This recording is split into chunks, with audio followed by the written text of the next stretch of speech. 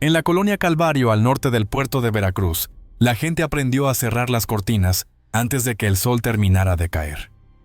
De día, el barrio tenía la apariencia engañosa de un lugar vivo, vendedores de bolovanes en las esquinas, pescadores remendando redes frente a sus casas, estudiantes caminando con mochilas húmedas por el calor. Pero al anochecer, todo cambiaba. Las calles se volvían silenciosas, los perros dejaban de ladrar, y el olor a mar se mezclaba con una tensión invisible que se sentía en la piel. Nadie miraba a nadie. Nadie hablaba más de lo necesario. El miedo tenía un origen claro. El Círculo Rojo, un grupo de muchachos que durante 4 años convirtió Calvario en su territorio personal. No eran sicarios profesionales, ni soldados del narco. Eran jóvenes del mismo barrio que empezaron pidiendo aportaciones y terminaron cobrando cuotas obligatorias a cada puesto, cada tienda, cada vecino. Se movían en motocicletas pequeñas, ruidosas, sin placas. Habían levantado la voz suficiente de veces como para que nadie quisiera contradecirlos. La policía, cuando los veía a lo lejos, solo desviaba la mirada y seguía conduciendo. En medio de todo ese caos silencioso vivía Rosario Hernández, una mujer de 59 años, con manos ásperas por el cloro y la espalda gastada por décadas limpiando casas ajenas. Para todos era doña Chayo, la señora que barría la banqueta 2 veces al día, la que siempre saludaba con una sonrisa tímida, la que regresaba del trabajo cargando bolsas de plástico con verduras baratas. No tenía enemigos, no tenía problemas, no tenía nada que ver con el Círculo Rojo. Apenas existía para ellos, y eso la mantenía a salvo. Rosario tenía 3 hijos. Daniel, el mayor de 34 años, era impulsivo y de carácter duro. Había crecido viendo la violencia normalizada en la calle y con el tiempo terminó imitándola. Mauro, de 31 años, era más frío, más calculador, el tipo de hombre que podía escuchar un grito de auxilio sin levantar la vista. Y Julián, el menor, con 24 años, recién cumplidos, era todo lo contrario, tranquilo, noble, el que siempre ayudaba a cargar las bolsas, el que protegía a tu madre de cualquier disgusto. Los 3 crecieron en la misma casa con las mismas carencias y el mismo ejemplo de esfuerzo, pero la pobreza suele elegir a quién romper primero. Daniel y Mauro empezaron a pasar más tiempo en las esquinas, luego en las motos, luego con los muchachos del Círculo Rojo. Rosario veía el cambio en sus ojos, en la forma en que entraban sin saludar, en los billetes sucios que dejaban sobre la mesa. Ellos decían que era trabajo, que estaban ayudando en el barrio, que nadie se metería con la familia si ellos estaban del lado correcto. Rosario sabía que todo era mentira, pero no tenía el poder para detener ese camino. Julián intentó permanecer lejos de todo. Trabajaba cargando cajas en una bodega cerca del muelle y soñaba con ahorrar suficiente dinero para mudarse del barrio. Pero el Círculo Rojo no permitía neutralidad. Para ellos, cada joven del Calvario era una herramienta potencial. Y si no querías ser parte, debías pagar por esa decisión. Las cosas empeoraron cuando Julián se negó a acompañarlos en una vuelta para cobrar cuotas.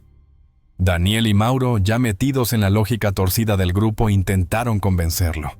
Le dijeron que solo iría de acompañante, que nadie le haría daño, que así funcionaban las cosas. Julián dijo que no. Lo repitió 2 veces, 3 veces. No pensaba intimidar comerciantes, no pensaba amenazar vecinos que lo habían visto crecer. La negativa no fue bien recibida. Una noche, el Círculo Rojo decidió darle una lección.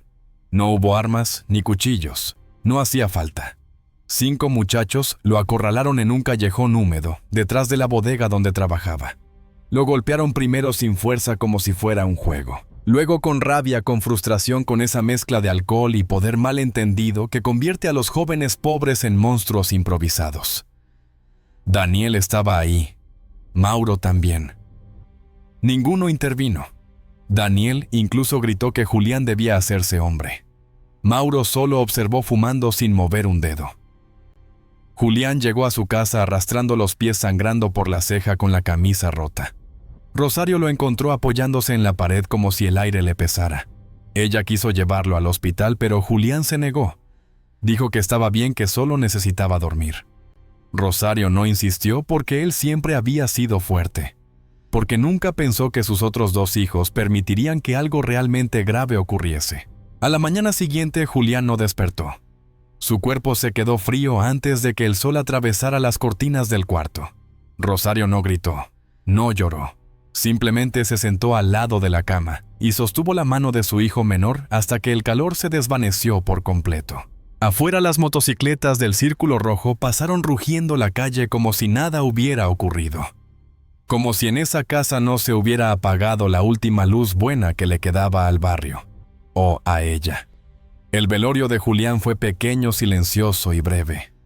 Rosario colocó el ataúd barato en la sala de su casa cubierto con un mantel blanco y una cruz de madera que había pertenecido a su madre. El olor a flores marchitas se mezclaba con el aire salado que se colaba desde la ventana. Los vecinos pasaban frente a la casa, miraban de reojo y seguían caminando. Nadie quería ser visto demasiado cerca del dolor, porque en Calvario el dolor ajeno podía convertirse en problema propio. Solo 3 personas entraron a ofrecer sus condolencias: una anciana que había sido amiga de Rosario en su juventud, un vecino que apenas conocía a Julián, y una mujer que también había perdido a un hijo a manos de un grupo similar. Cada uno permaneció unos minutos, murmuró palabras inútiles y se marchó antes de que oscureciera. Daniel y Mauro llegaron tarde, vestidos como si fueran a una fiesta, no a un funeral. Hablaban en voz baja, pero no lo suficiente para que Rosario dejara de escuchar. Daniel decía que el morro era débil, que no aguantó la calentura. Mauro, con esa calma que siempre había dado miedo, se encogió de hombros y agregó que nadie tiene la culpa si alguien no sabe resistir. Rosario siguió en silencio con los ojos clavados en el cuerpo de Julián. No dijo una sola palabra durante todas las horas que duró la velación. Cuando finalmente cerraron el ataúd, tampoco lloró. Solo tomó un pañuelo y limpió una mancha imaginaria en la madera como si aún pudiera hacer algo por él. Al día siguiente, cuando regresó a una casa demasiado vacía, Rosario se sentó en la mesa, encendió una vela y por primera vez, desde la muerte de su esposo, sintió un vacío tan profundo que ni siquiera el miedo pudo ocuparlo. Pero ese vacío no se convirtió en lágrimas. Se transformó en una quietud peligrosa, casi antinatural, una calma que precede a la tormenta. Durante casi 2 semanas, Rosario caminó como un fantasma por su propia vida. Fue a trabajar, limpió casas, barrió la banqueta, cocinó arroz y frijoles como siempre. Nadie sospechó que mientras fregaba pisos, su mente estaba calculando. Observaba detalles que antes no le importaban: horarios de los muchachos, rutas de las motocicletas, qué bebían, qué comían, con quién se juntaban. Uno de esos días, mientras limpiaba la cocina de una familia acomodada, abrió sin querer un cajón que contenía un viejo manual de primeros auxilios. Las imágenes ilustradas simples mostraban procedimientos que alguna vez había aprendido. Y entonces, un recuerdo regresó como un golpe. Cuando tenía 20 años, antes de quedar embarazada de Daniel, había estudiado unos meses en un curso de auxiliar de enfermería. Ahí había escuchado hablar de plantas tóxicas, de remedios antiguos que podían curar o matar dependiendo de la dosis. En Veracruz, todos conocían las historias. El floripondio, capaz de volver loco a un hombre o dejarlo inmóvil. El solimán, un veneno usado por brujas costeras desde hace generaciones. Y la hierba del muerto, tan común que crecía entre las grietas del pavimento. Rosario no era una experta, pero su memoria seguía intacta. Recordaba las advertencias de la instructora, recordaba cómo manejar plantas peligrosas, y sobre todo recordaba que la mayoría de las intoxicaciones parecían simples fallas del cuerpo: vómitos, fiebre, diarrea, convulsiones. Nada que llamara demasiado la atención en un barrio donde todos culpaban a la comida callejera. Esa noche, Rosario abrió un cajón que casi nunca usaba. Dentro encontró un cuaderno viejo, uno que sus hijos utilizaban cuando eran niños. Arrancó las páginas garabateadas y dejó solo las hojas limpias. En la primera escribió un título sencillo, sin adornos, sin emoción: los que deben pagar. Debajo escribió 6 nombres, los 2 primeros. Tadeo y Rulo, los que habían golpeado a Julián con más fuerza. Después agregó a Damián, el líder del Círculo Rojo. En la cuarta línea escribió Daniel Hernández. En la quinta, Mauro Hernández. Y en la última dejó un espacio vacío reservado para quien resultara responsable de encubrir la muerte de su hijo. Cuando terminó de escribir, Rosario respiró hondo y cerró el cuaderno guardándolo en la alacena junto al azúcar y el café. Nadie lo encontraría ahí. A partir de ese día, Rosario dejó de ser invisible. No porque quisiera llamar la atención, sino porque empezó a observar el mundo con una precisión quirúrgica. Los miembros del Círculo Rojo solían pasar cada tarde por la tienda de don Rubén para comprar refrescos y frituras. Tadeo siempre pedía agua de Jamaica. Rulo prefería pan dulce. Damián tenía la costumbre de aceptar cualquier comida gratis que le ofrecieran las vecinas, como si el barrio fuera de él. Rosario tomaba nota mental de todo. ¿Qué les gustaba, qué comían, a qué hora regresaban, cuánto bebían, cómo reaccionaban cuando alguien les hablaba? Sin embargo, no se acercó de inmediato. Era paciente, extremadamente paciente. Sabía que cualquier error podía convertirla en una víctima más. Una tarde, cuando volvía del trabajo, pasó junto al callejón donde habían golpeado a Julián. El suelo seguía manchado de humedad. El eco de los pasos de Rosario parecía chocar contra las paredes estrechas. Se detuvo un momento. Cerró los ojos. No lloró. Solo inhaló profundamente como si quisiera retener el último rastro de su hijo. Después siguió caminando, como si nada hubiese cambiado, aunque en realidad todo había cambiado.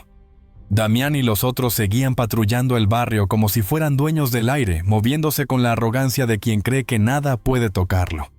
Y en cierta forma tenían razón, nadie en Calvario estaba dispuesto a enfrentarlos. Nadie excepto Rosario. Esa noche, mientras preparaba una olla de sopa para ella sola, el vapor de la cocina empañó la ventana. Por un momento, en su reflejo, Rosario vio a una mujer que ya no era la misma. Una mujer cansada, quebrada, pero también firme, como si dentro de ella hubiera nacido algo nuevo, algo duro, algo imparable. Tomó una hoja de floripondio que había recogido por la tarde, la colocó sobre la mesa y la observó largo rato. No tembló, no dudó. La venganza para Rosario Hernández no llegó con gritos ni juramentos. Llegó así en silencio al calor de una cocina humilde, mientras afuera el barrio seguía creyendo que ella era solo una madre más enterrando a su hijo. Pero no lo era. Ya no. Durante los días que siguieron, Rosario empezó a caminar por Calvario, con una certeza silenciosa. No buscaba consuelo ni justicia oficial, porque había aprendido a golpes que en su barrio la justicia no llegaba jamás. Lo único que existía era la ley del más fuerte, y los suyos ya no estaban entre ellos. Sin embargo, Rosario no planeaba gritar ni confrontar a nadie, ni levantar la voz. Su estrategia sería otra, pasar desapercibida. Ser la sombra que nadie mira, la mujer que todos conocen, pero a la que nadie presta atención. La madre que todos creen rota, mientras por dentro afila cada pensamiento como si fuera una navaja. Por las mañanas seguía limpiando casas. Por las tardes barría su banqueta. Por las noches preparaba comida sencilla. Pero cada uno de esos gestos tenía ahora un ritmo distinto, casi mecánico, como si sus manos actuaran solas, mientras su mente viajaba lejos hacia las piezas de un rompecabezas que estaba armando sin prisa. Rosario sabía exactamente dónde crecían ciertas plantas peligrosas. En Veracruz era imposible no conocerlas. El floripondio se alzaba como un adorno en los jardines pobres, sus flores colgantes tan hermosas como mortales. El solimán, en cambio, era más discreto, un polvo grisáceo que los ancianos del puerto usaban para aliviar dolores, pero que en dosis altas podía detener un corazón.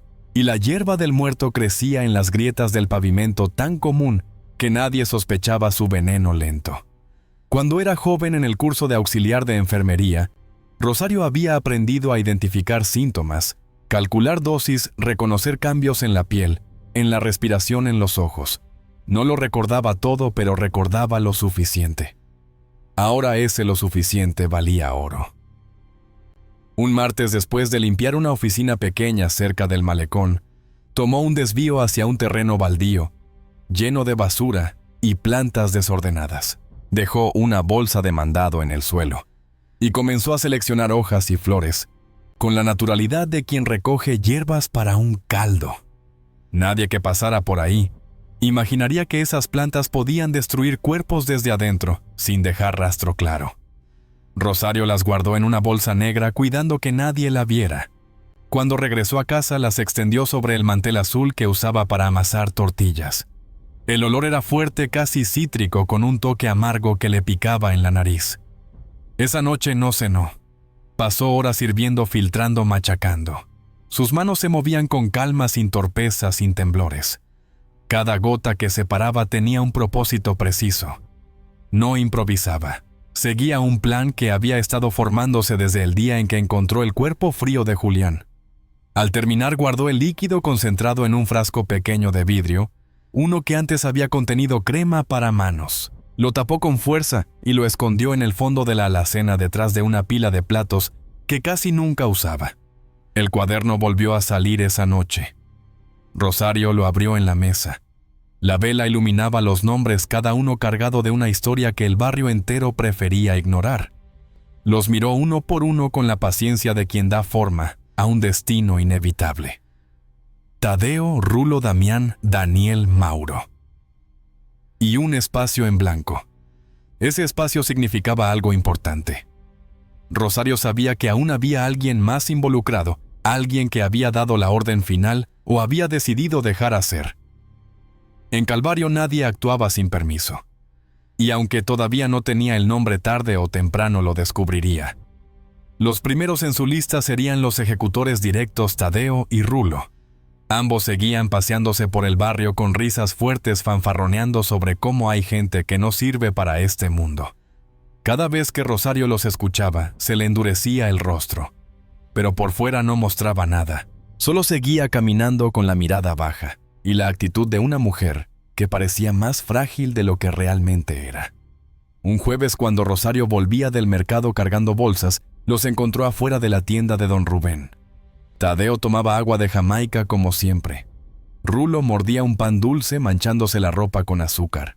Los dos hablaban sobre la gira que harían esa noche para cobrar cuotas. No sabían que Rosario estaba escuchando. Ella fingió buscar algo entre sus bolsas. Luego se acercó a don Rubén, quien la conocía desde hacía años, y a menudo le regalaba tortillas duras para hacer chilaquiles. Aquella tarde don Rubén estaba preparando una jarra de agua fresca. Rosario le pidió un vaso para llevar con la voz suave que tenía desde siempre. Y mientras él se daba la vuelta para servirla, Rosario vertió en la jarra una cantidad precisa del líquido que había preparado la noche anterior. No era suficiente para matar de inmediato, pero sí para debilitar, para generar el estado perfecto para el siguiente paso.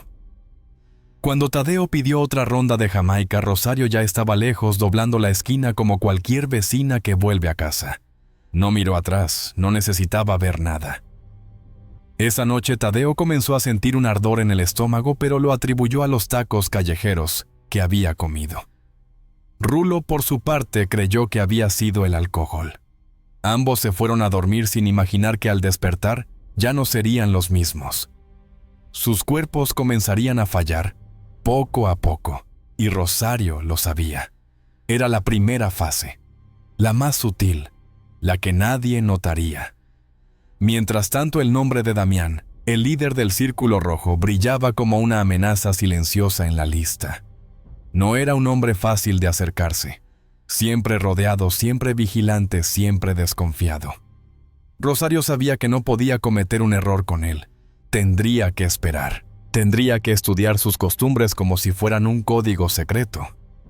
En cuanto a Daniel y Mauro, la mente de Rosario se nublaba cuando pensaba en ellos. Sus hijos, sus propios hijos. Durante años había intentado sacarlos del camino equivocado. Les rogó que trabajaran honradamente, que regresaran a la escuela, que buscaran empleo en el muelle. Pero ellos habían elegido las motocicletas, el dinero rápido, el miedo ajeno. Y ahora habían permitido, quizá incluso provocado la muerte de su hermano menor. En las noches Rosario los escuchaba llegar, risas, gritos, pisadas tambaleantes. A veces discutían entre ellos. A veces presumían lo que habían hecho durante el día. Rosario los oía desde su cuarto con la puerta cerrada, sin moverse, sin respirar. Sabía que ellos jamás sospecharían de ella. ¿Quién sospecharía de una madre? De una mujer pequeña, silenciosa, cansada, nadie. Pero Rosario no era una madre común. No después de Julián. Una madrugada, sentada en la oscuridad de la cocina, decidió que no se permitiría flaquear, que no se dejaría engañar por los recuerdos de cuando sus hijos eran pequeños, corrían por la casa con risas inocentes y comían galletas de animalitos. Esos niños ya no existían, habían sido reemplazados por hombres sin alma, moldeados por el mismo barrio que le había arrancado a Julián. Rosario tomó el cuaderno, lo miró largo rato y pasó la mano sobre el nombre de Daniel. Sintió un dolor punzante en el pecho, pero en lugar de debilitarla, la fortaleció. El día que decidió que sus hijos también estaban en la lista, Rosario dejó de ser una madre y se convirtió en algo más, algo que el barrio nunca había visto, algo que nadie sabría detener. Los primeros efectos aparecieron 2 días después. Tadeo amaneció con el cuerpo entumecido y una náusea que le subía desde el estómago hasta la garganta. Creyó que era una gripe o quizá algo que le había caído mal. No le dio importancia. En el barrio todos comían lo que podían donde podían, y enfermar era parte de la rutina. Rulo, en cambio, empezó a sufrir mareos. Se tambaleaba cuando caminaba, se agarraba de las paredes para no caer. Sus manos temblaban ligeramente, y cuando intentó encender un cigarro, la llama de su encendedor titiló con la misma inestabilidad que su pulso. Juró que era estrés, o falta de sueño, o cualquier otra excusa que no lo obligara a admitir que algo serio pasaba en su cuerpo. Rosario observaba todo desde la distancia. No de manera obvia, no con la mirada fija, sino con una sutileza inquietante. Ella seguía barriendo su banqueta como lo había hecho toda la vida. Seguía comprando tortillas en la misma tienda, caminando por las mismas calles, saludando a las mismas vecinas. Pero cada paso estaba calculado, cada movimiento medido. Un sábado por la tarde pasó junto a la tienda de don Rubén. Tadeo estaba sentado en la banqueta sudando como si hubiera corrido una maratón. Su respiración era irregular. Tenía los ojos vidriosos. Rulo, a su lado, intentaba mojarse la nuca con agua, pero sus manos parecían demasiado débiles para sostener la botella. Damián los miraba con disgusto, como si estuvieran fingiendo. Si no pueden ni con su propio cuerpo, ¿cómo quieren manejar el barrio?, gruñó. Ninguno respondió. Rosario siguió su camino sin voltear, pero en esa mínima fracción de segundo supo que la primera parte estaba funcionando. Esa noche la calle amaneció diferente. Tadeo no salió en toda la mañana. A mediodía, una ambulancia improvisada, un coche viejo con 2 vecinos cargándolo, lo llevó al hospital. Rulo intentó acompañarlo, pero cayó desmayado antes de cruzar la esquina. Nadie entendía qué pasaba. Nadie sospechaba envenenamiento. El barrio creía en mal de ojo, en malas vibras, en comida echada a perder. Cualquier explicación servía, excepto la correcta. Rosario marcó una señal mental. El veneno había abierto la puerta. Ahora ella tenía que cerrarla. Esa misma tarde preparó una olla de caldo de pollo. El olor llenó su pequeña cocina, un aroma cálido, familiar, reconfortante. Un olor que había alimentado a sus hijos durante décadas, como si aún fueran los niños que venían corriendo después de la escuela, hambrientos y risueños. Pero la nostalgia no la frenó. Cuando el caldo estuvo listo, Rosario vertió una dosis exacta del extracto que había preparado días antes. Lo movió con una cuchara de madera sin prisa, como si estuviera añadiendo sal. Después dejó que se enfriara y lo colocó en recipientes pequeños de plástico. Necesitaba una excusa para acercarse a las casas correctas y la encontró sin esfuerzo en el barrio. Compartir comida era un gesto cotidiano casi obligatorio cuando alguien enfermaba. Primero fue la madre de Tadeo, una mujer cansada con los ojos siempre rojos. Rosario tocó a su puerta con calma. «Le traje un poco de caldo para el muchacho», dijo suavemente. «Le ayudará a recuperar fuerzas». La mujer agradecida ni siquiera sospechó. El caldo entró a la casa. Rosario se fue caminando sin mirar atrás. Después fue el turno de la tía con la que vivía Rulo.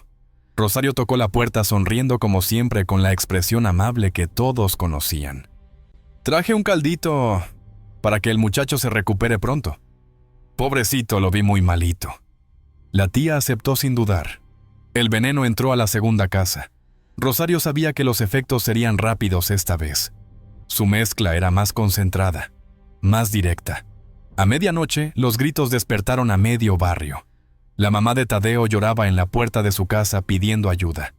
Nadie sabía qué hacer. Nadie entendía por qué un joven que el día anterior se quejaba de mareos, ahora estaba convulsionando. A 3 calles de distancia, Rulo sufrió el mismo destino. Ambos murieron antes del amanecer. Rosario estaba sentada en su cama en silencio con las manos entrelazadas. Sentía un peso extraño en el pecho, como si algo dentro de ella se hubiera hecho más grande y más oscuro. No había alegría, tampoco culpa, solo una aceptación fría, casi matemática. Al día siguiente, el barrio entero murmuraba. Algunos hablaban de una infección, otros decían que era una bacteria del agua, otros apostaban a que era una maldición. Nadie se atrevía a decirlo en voz alta, pero todos pensaban lo mismo. Si 2 miembros del Círculo Rojo habían muerto sin explicación, algo más grande estaba ocurriendo. Damián furioso reunió al grupo. Golpeó una mesa, gritó, exigió explicaciones. Ninguno las tenía. Daniel y Mauro escuchaban tensos intentando no mostrar el miedo que ya se estaba colando en sus gestos. El poder que antes cargaban en el pecho empezó a sentirse frágil, quebradizo, como si pudiera romperse con un soplido. Rosario observó a distancia desde la puerta de su casa fingiendo barrer. Su escoba avanzaba de un lado a otro levantando polvo. Sus ojos, sin embargo, no se movían de Damián. Él sería el siguiente. Pero no podía acercarse a él como a los otros. Damián no aceptaba comida de cualquiera. No confiaba en nadie. Así que Rosario esperó. No por días, por semanas. Lo estudió como si fuera un animal salvaje. Supo en qué horario salía, qué puesto de comida, visitaba, qué mujer veía en secreto, qué botella de cerveza prefería. Descubrió que cada viernes por la noche, Damián pasaba por la casa de una vecina joven que vendía gorditas desde su ventana. Era el único momento en que bajaba la guardia.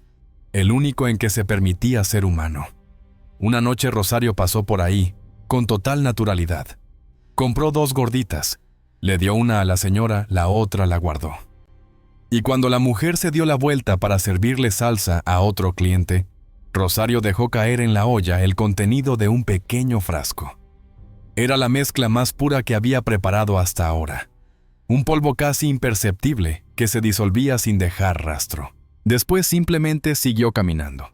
Esa noche Damián comió como siempre, bebió como siempre, rió como siempre, pero su destino ya estaba sellado. Al día siguiente comenzó con fiebre. Luego llegaron los espasmos. Para la tarde se desmayó en plena calle.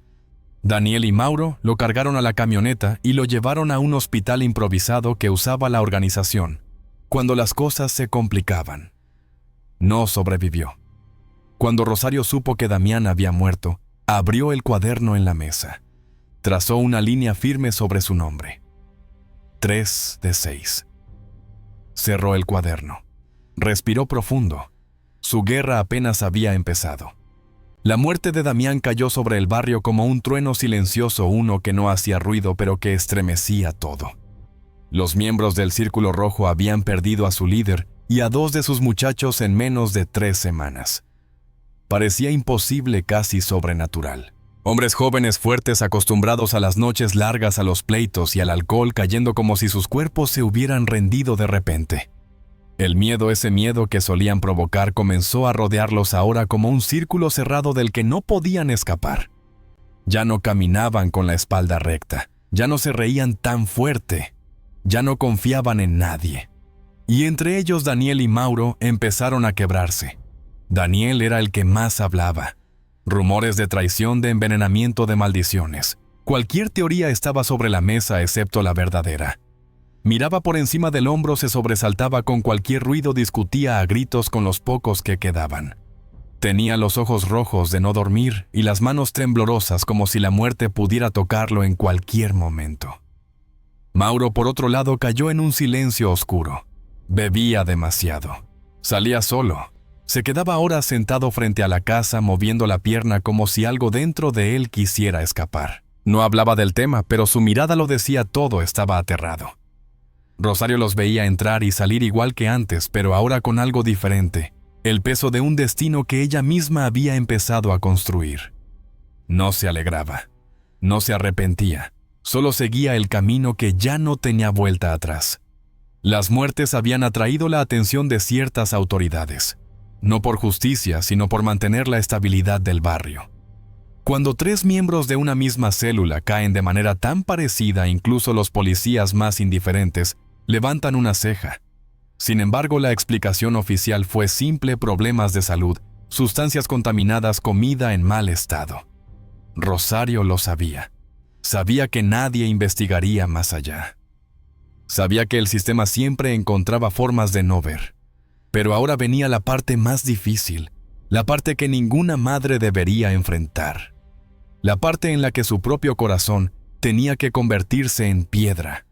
Daniel y Mauro. Sus hijos, los responsables del cuerpo frío de Julián, los que habían alimentado el miedo del barrio durante años. Ella había escrito sus nombres en la lista. Y en Calvario lo que se escribe, se cumple. El primero fue Daniel. Un martes Rosario lo vio llegar a casa sudado, alterado, con la camisa manchada de algo que parecía sangre seca. No era la primera vez. Él entró sin mirarla, gruñó un saludo que no significaba nada, y se tiró en la silla de la cocina respirando como si hubiera corrido kilómetros. Rosario sirvió café como hacía siempre. Él lo aceptó sin sospechar. Siempre tomaba café de su madre. Siempre confió en ella para ese gesto mínimo. Nunca pensó que ese café podía ser distinto, pero esa vez lo era.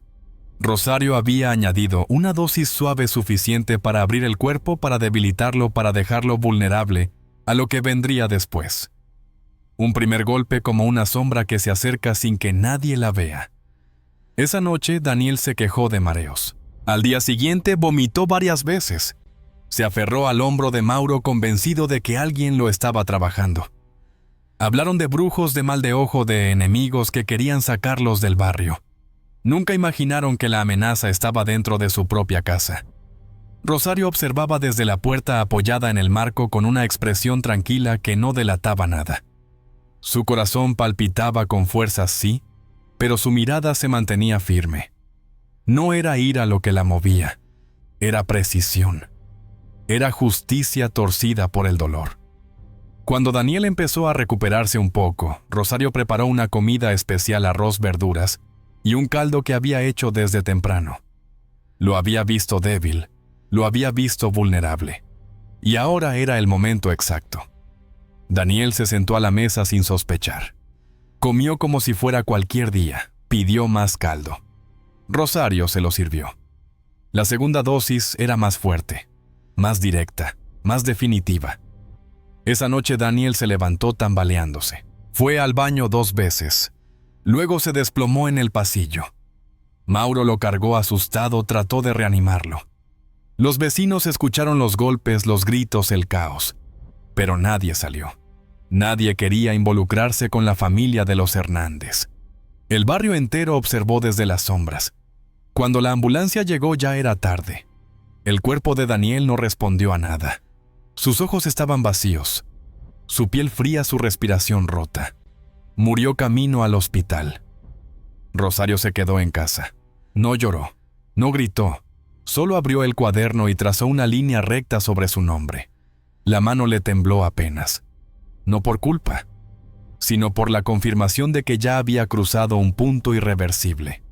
2 nombres quedaban en la lista. Uno era Mauro, y aunque era su hijo, no era inocente. Nunca lo había sido. Los días siguientes Mauro se volvió un fantasma. Caminaba sin rumbo, sin dormir, sin hablar casi. Bebía desde temprano, ignorando los murmullos del barrio. Lo atormentaba la idea de que Daniel hubiera sido víctima del mismo mal que se llevó a los otros 3. Algo oscuro. Algo sobrenatural. Pero Rosario sabía muy bien que no había fantasmas persiguiéndolos. Solo la consecuencia de sus actos. Solo una madre haciendo lo que nadie más se atrevió. Cada vez que Mauro entraba a casa, Rosario lo observaba. Cada gesto, cada suspiro. Él parecía un animal herido, un hombre que por primera vez sentía miedo a morir.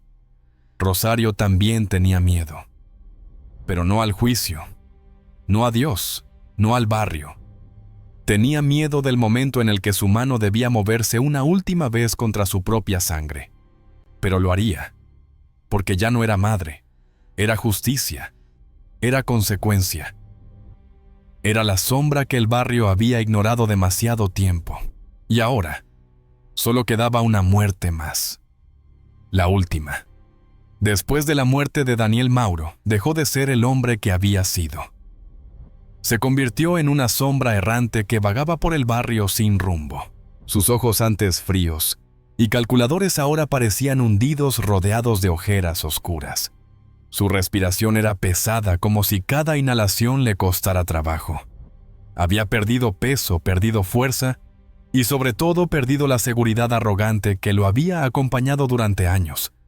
Ya no amenazaba a nadie, ya no cobraba cuotas, ya no podía dar órdenes sin que le temblara la voz. La gente del barrio lo veía y se apartaba no por miedo a él, sino por miedo a lo que lo perseguía. Era como un presagio de mala suerte caminando por las calles estrechas de Calvario. Rosario observaba todo con un silencio calculado. Cada noche escuchaba cómo Mauro entraba a la casa tambaleándose con olor a alcohol barato y sudor frío. Lo oía caminar por el pasillo, murmurar cosas incoherentes, abrir la llave del agua para echarse sobre la cara. A veces lloraba creyendo que su madre dormía. Pero Rosario estaba despierta. Siempre despierta. No lo juzgaba, no lo consolaba. Solo esperaba. El veneno no se apresura. La venganza tampoco. Una tarde Rosario vio a Mauro sentado afuera en la banqueta con la cabeza entre las manos. Tenía la botella de licor casi vacía al lado. La gente que pasaba lo miraba con lástima. Nunca antes habían sentido algo semejante por él. Mauro era peligroso, impredecible, violento. Pero el hombre que estaba ahí sentado ya no era ese. Era un niño perdido dentro de un cuerpo cansado. Rosario salió de la casa con una olla pequeña en las manos. «Hice un poco de caldo», dijo con su voz suave. «Te ayudará con la cruda». Mauro levantó la mirada con ojos brillantes, rojos por el llanto y el alcohol. Asintió como un niño obediente. Rosario puso el traste en la mesa del patio y regresó a la cocina. No lo miró tomar la primera cucharada. No necesitaba hacerlo. El caldo estaba cargado con una dosis que no atacaría de inmediato. Era un veneno lento de esos que avanzan gota a gota por la sangre hasta encontrar el corazón. Rosario sabía que no podía usar la misma mezcla que usó con Daniel. Mauro ya estaba demasiado débil para resistir una dosis fuerte sin levantar sospechas. La muerte debía parecer una consecuencia más de su deterioro. Esa noche Mauro comenzó a temblar. Primero las manos, luego la mandíbula. Después todo el cuerpo. Rosario escuchó desde su habitación el sonido torpe de sus pasos. El golpe cuando se tropezó con una silla, los gemidos ahogados que hacía al intentar respirar. Cada ruido penetraba como una aguja dentro de su pecho. No por culpa, sino porque cada sonido la recordaba de nuevo que ese hombre era su hijo, su sangre, su carne. Pero también era uno de los responsables del cuerpo frío que había tenido que lavar con sus propias manos. El cuerpo que había enterrado sola. El cuerpo de Julián. El dolor es un arma, la memoria también. Rosario se levantó, caminó hasta la puerta del cuarto de Mauro y lo encontró tirado en el piso, sudando frío, pálido como un muerto antes de tiempo. «Ayúdame», susurró él con la voz quebrada. Rosario se arrodilló a su lado. Le acomodó la cabeza como había hecho cuando era un niño enfermo de fiebre. Él respiraba entrecortado, aferrándose a la vida como un náufrago a un pedazo de madera. Durante un momento, solo un momento, Rosario sintió una punzada en el corazón. Un recuerdo fugaz, Mauro de pequeño corriendo por la casa con los pies sucios.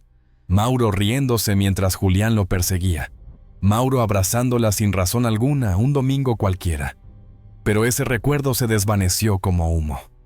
El Mauro que estaba ahí no era ese niño.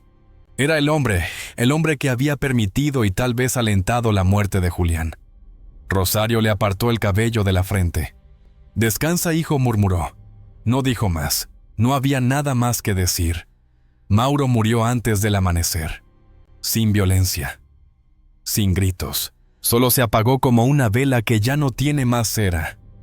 El barrio despertó con la noticia y un miedo espeso cayó sobre todas las casas. 4 miembros del Círculo Rojo muertos en un mes. 2 hermanos más también. Nadie sabía qué pasaba. Nadie entendía. Algunos hablaban de un veneno misterioso, otros de una brujería, otros de una venganza divina. Pero nadie sospechaba de Rosario. Nadie miraba a la mujer que barría la banqueta. Nadie pensaba que la madre silenciosa era el centro de la tormenta. Sin embargo, el miedo excesivo siempre llama atención. Y esta vez, llamó la atención de la policía estatal. Los agentes comenzaron a preguntar, primero a los vecinos, luego en la tienda de don Rubén, después en la casa de la mujer que vendía gorditas. Un nombre aparecía siempre aunque nadie lo dijera con malicia. Rosario Hernández. No porque creyeran que ella era culpable, sino porque ella había sido testigo de todo. Porque siempre estaba cerca. Porque siempre escuchaba. Porque siempre estaba presente. Demasiado presente. A los ojos de la policía eso era suficiente. La tarde en que fueron por ella, Rosario estaba lavando la ropa. El sol caía fuerte sobre los tendederos. El agua goteaba de las sábanas blancas. Parecía un día cualquiera. Hasta que sonaron 3 golpes duros en la puerta. Rosario ya sabía. No corrió. No se escondió. No intentó disimular nada. Secó sus manos en el delantal y abrió la puerta. 3 agentes, rostros serios, manos en el cinturón. Rosario Hernández dijo, «Uno, necesitamos que nos acompañe». Ella no preguntó por qué. No pidió explicaciones. Simplemente asintió. Mientras la escoltaban hacia la patrulla, algunos vecinos se asomaron. No con sorpresa. No con miedo. Sino con un extraño silencio respetuoso. Como si finalmente entendieran algo que había estado frente a sus ojos todo este tiempo. En la estación un oficial le preguntó, ¿por qué lo hizo? ¿Por qué están muertos todos ellos? Rosario cerró los ojos un segundo. No para pensar, sino para soportar el peso de la verdad. Luego respondió con voz firme pero sin rabia. Porque una madre puede enterrar a un hijo, pero no a 3. No dijo más. No se defendió. No culpó a nadie. Aceptó lo que venía como quien cierra un libro al final de una historia inevitable. Rosario Hernández no volvió a pisar las calles del barrio Calvario. Fue llevada al reclusorio femenil de Veracruz, donde se convirtió en un nombre susurrado entre internas, guardias y visitantes. Para algunos era una asesina, para otros una leyenda, para unos cuantos la única justicia que ese barrio había conocido jamás. Pero para ella misma, solo era una madre que había perdido demasiado. Una madre que había pagado el precio más alto. Una madre que nunca volvió a llorar.